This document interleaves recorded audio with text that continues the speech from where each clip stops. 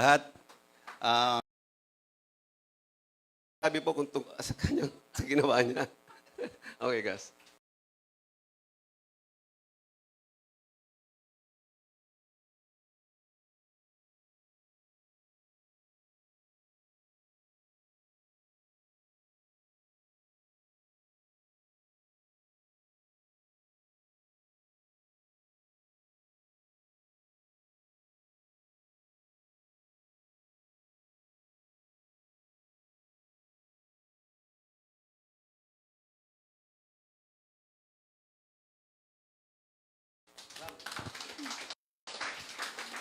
Magandang umaga po sa inyong lahat. Kung sa kanyang sa ginawa niya.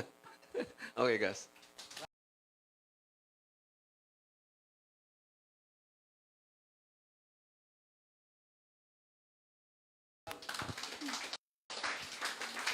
Magandang umaga po sa inyong lahat. Meron lang pong konting erratum. Hindi na po ako chairperson ng NAMFREL. Nag-resign po ako noong June 2. Early this month, no? Dahilan sa gusto ko pong makapagsalita ng mas kasi pagka konektado ka sa NAMFREL, siyempre, we seek accreditation of Comelec every election. Hindi ako pwede magsalita ng makakasakit sa Comelec dahil sa baka hindi kami i-accredit. So, anyway, 38 years ho akong volunteer ng NAMFREL mula po noong 1984, before many of you were born. Ako po ang nag-umpisa ng Operation Quick Count ng NAMFREL. Naginaya ng 40 countries all over the world. So, marami pong contribution ng NAMFREL. Ang presentation ko po ay composed of two parts. The first part is to tackle the question, can we trust Comelec's automated election system? Inuunahan nyo naman ako.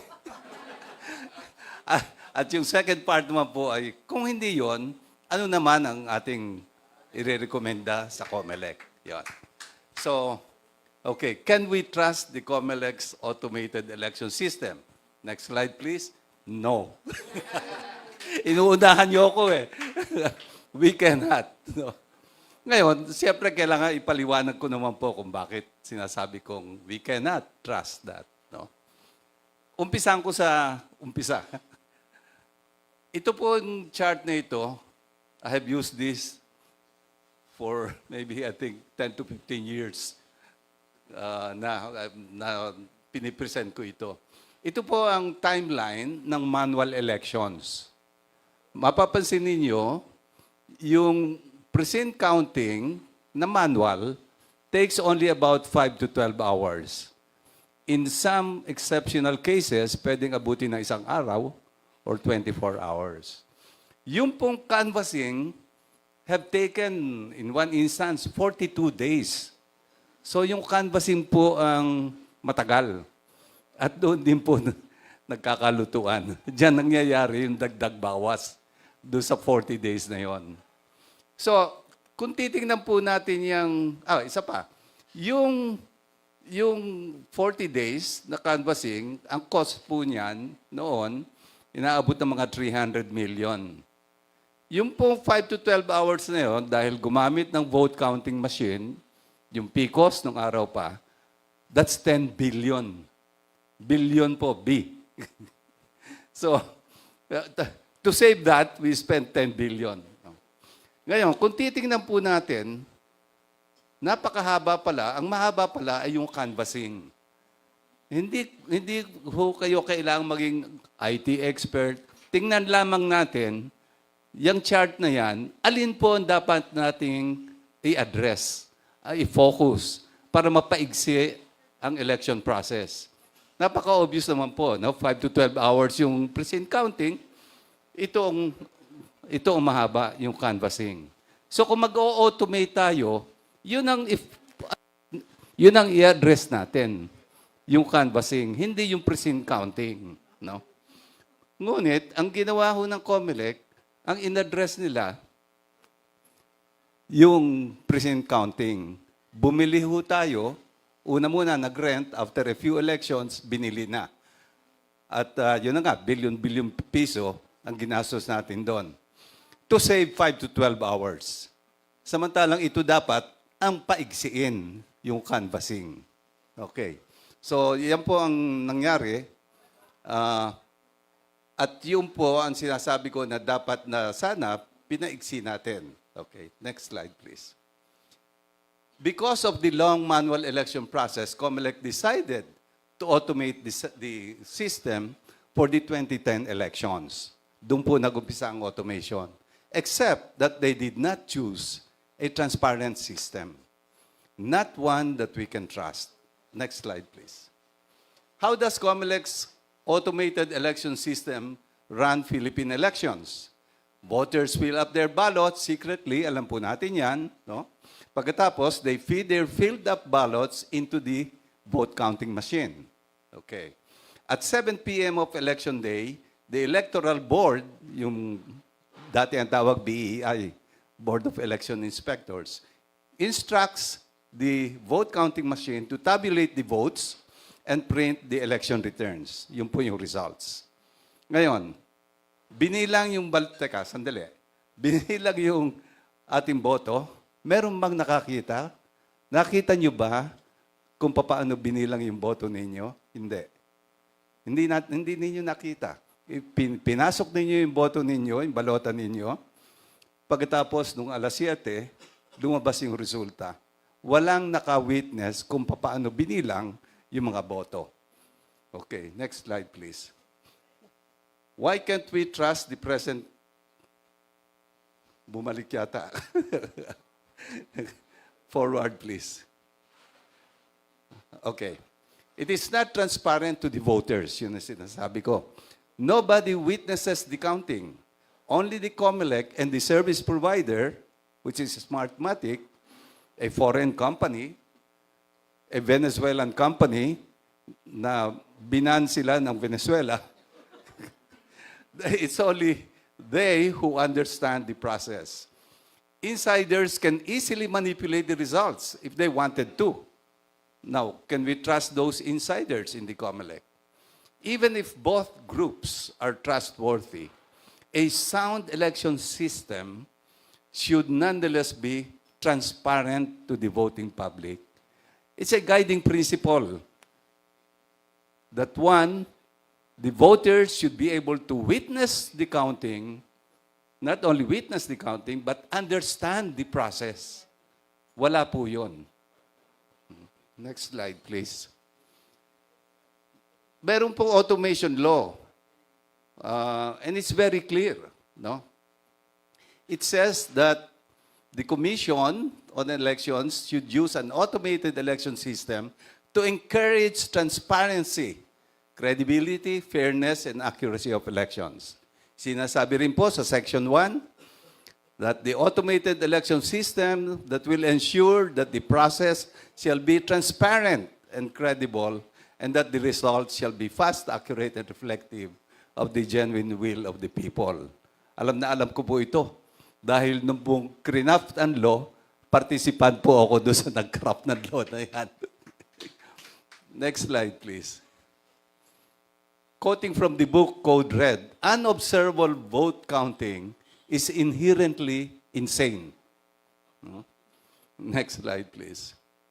Since it is not a transparent system, we need to convince Comelec to employ instead a hybrid system, a system that is transparent and that we can truly trust. But what is the hybrid system? Naririnig po natin palagi yung hybrid system. Ano ba yan? No? Next slide, please. Briefly, this system entails manual precinct counting for transparency's sake and automated canvassing for speed. Ganun po kasimple yung hybrid system. Huwag natin tanggalin yung manual precinct counting. Anyway, 5 to 12 hours lang yan. No? Pero, nawi-witness ng mga botante kung paano binilang yung boto nila. Tanggalin mo yan, nawawala ang transparency. The implementers can do anything with it kasi wala namang nakakita. Pinasok mo yung balota mo, hindi mo nakita kung paano binilang. No? Next slide, please. After the manual precinct counting, the election returns are transmitted from the precinct's laptops to the three-level canvassing. Three levels ho ang ating canvassing. City, municipality, pagkatapos yung resulta doon, yung consolidated totals, pinapadala sa provincial, tapos kino-consolidate doon, yung result, pinapadala sa national canvassing. No? At the same time, those election returns should also be immediately uploaded to a public website para nakikita po natin at pwede tayong gumawa ng sarili natin tabulation at consolidation kung iaakyat kagad nila.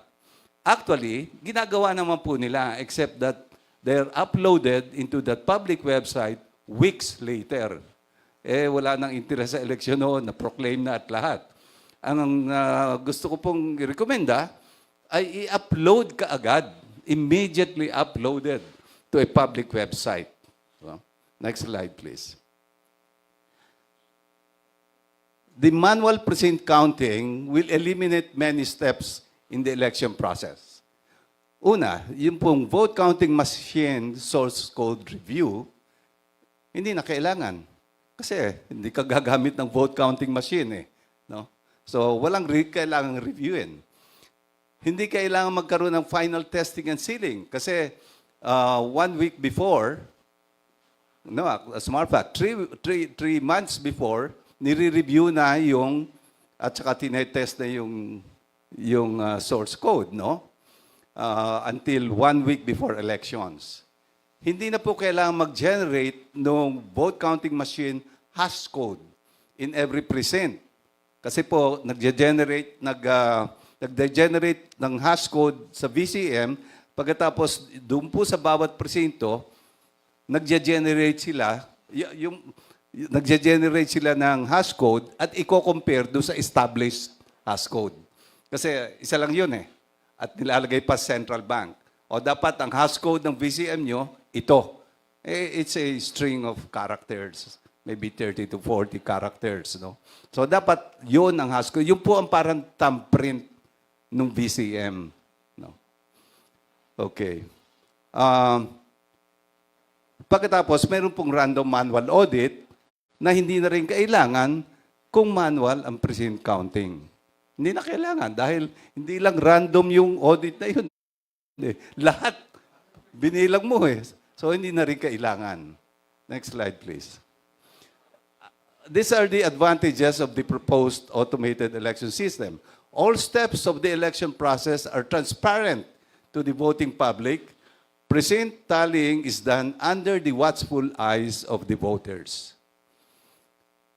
Accuracy of the counting is very high. After all, manual counts are the basis of accuracy. So siguradong 100% yan. Cost at approximately 4 billion or less for laptops is at most half that of VCMs presently employed by the Comelec. Very minimal electoral board training and no voter training necessary. Vulnerability to cheating is very low.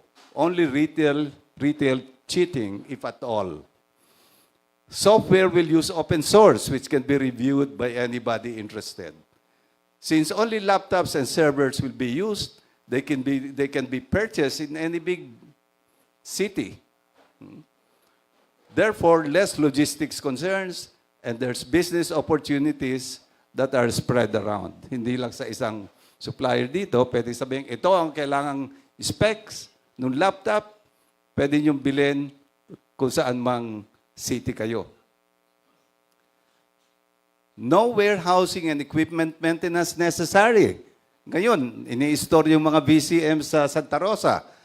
It won't be necessary as all the machines can be sold to private schools and or donated to public schools after each election. And a new set can be purchased every 3 years. Mas mura pa rin lalabas. No? And of course, no ballot box snatching as the results are transmitted electronically. Next slide, please. Okay, there's one disadvantage of the proposed AES, and that precinct tallying will be 5 to 12 hours longer than using a vote counting machine. But that's out of a throughput time of 1 week or so. So ano ba naman yung 5 to 12 hours, even one day? Next slide, please. If we shift to this transparent system, we would be one of the growing number of countries that have abandoned secret counting. For example, Germany, Ireland, the Netherlands. And there are several states in the US that are also counting them manually. Next slide, please. Why many countries abandoned e-voting and secret counting? It's not transparent because precinct counting is automated. Nobody witnesses the counting. It's very vulnerable to tampering by an insider. Worse, when it happens, nobody will know. Maring yung mga nakaraang eleksyon po natin, kinalikot, minanipulate, pero hindi natin alam. Hindi natin hindi natin nakikita, so hindi natin alam. No? The software could have bugs and or malware. Voters are left with no choice but to trust the service provider, that's Smartmatic, and the implementers, that's Comelec. Next slide, please. It is not such a difficult decision for the Comelec to make. It does not require any change in the law. No? It will only lengthen the election period by perhaps 5 to 12 hours out of a week or so.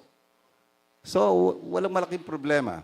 For transparency's and accuracy's sake, Comelec should make the right decision now. Next slide, please. Thank you.